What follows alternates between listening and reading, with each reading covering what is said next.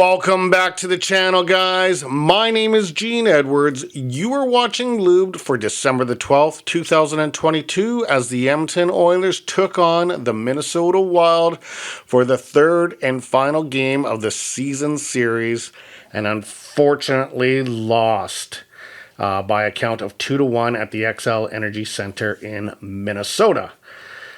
This team literally choked the Oilers out. They just didn't give the Oilers any life.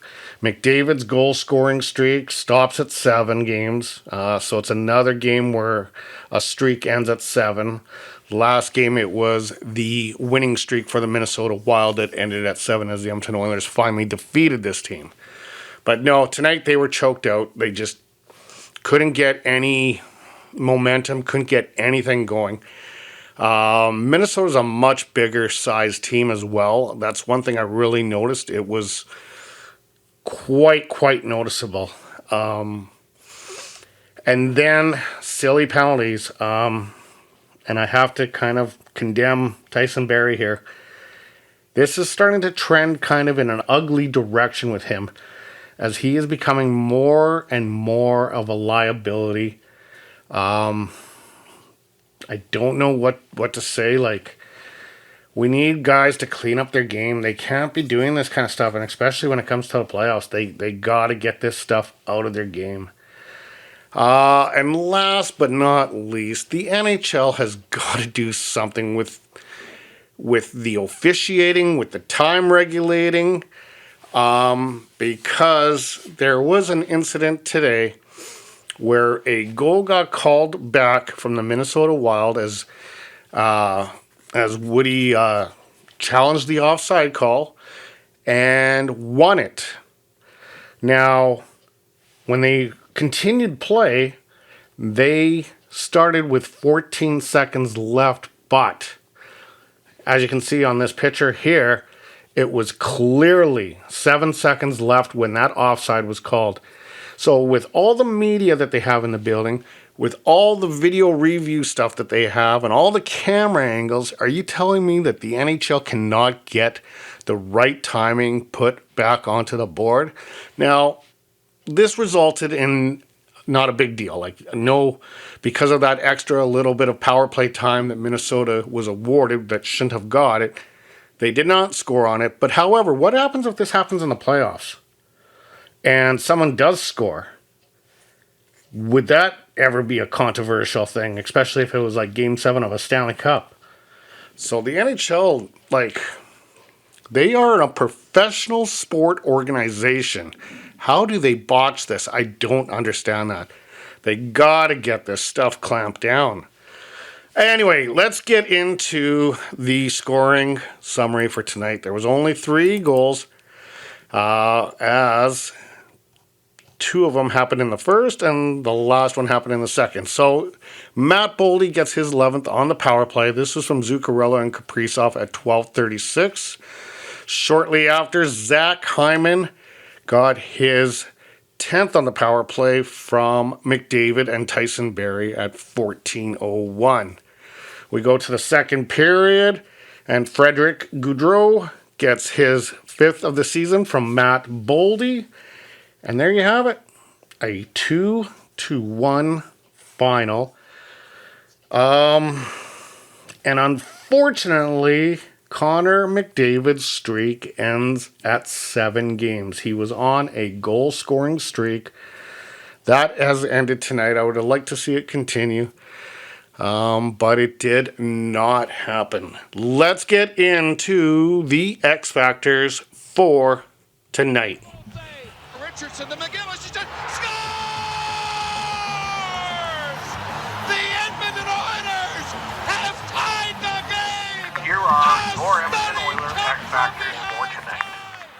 Okay, so this is going to be a very different X Factors. Usually I do the X Factors based on player performance, but there was nothing that really stood out rock solid for me tonight during this game.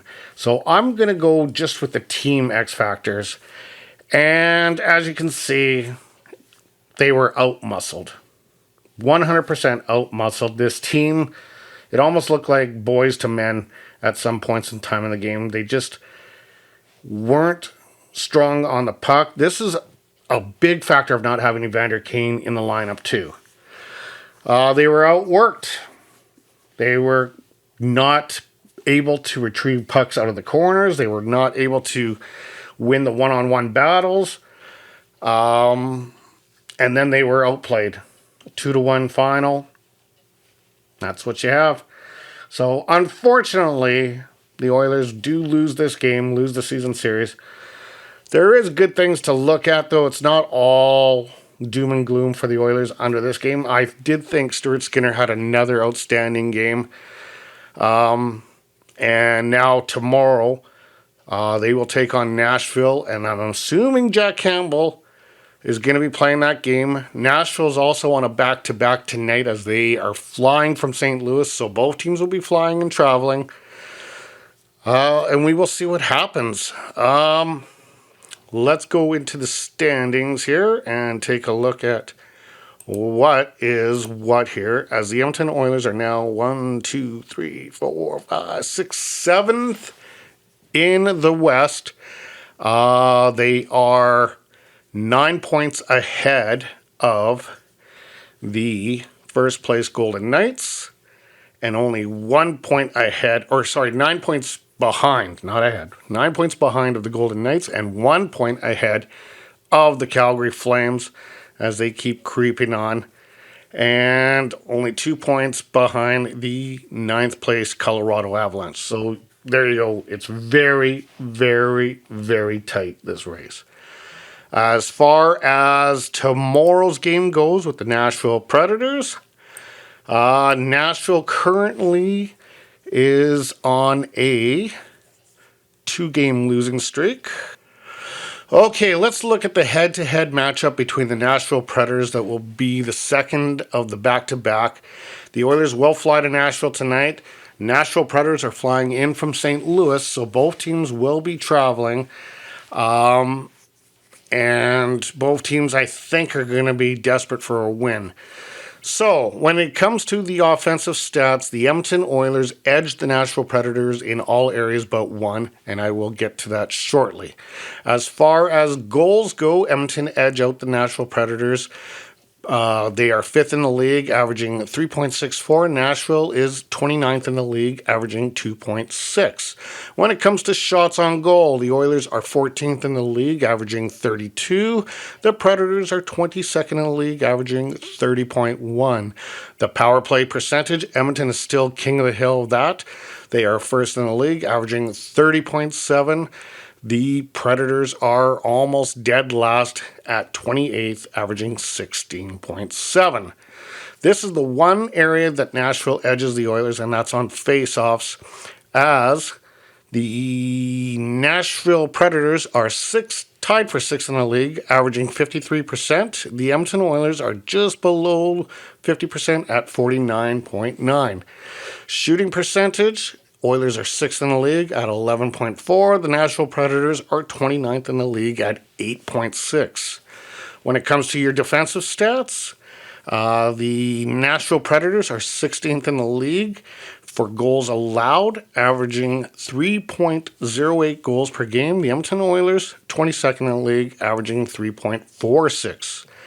Shots on goal allowed, Nashville is tied for 25th in the league, averaging 33.1. The Oilers are 27th, averaging 33.4. Penalty minutes, the Edmonton Oilers are 11th in the league, averaging 11.6. Nashville Predators are 24th in the league, averaging 11.2.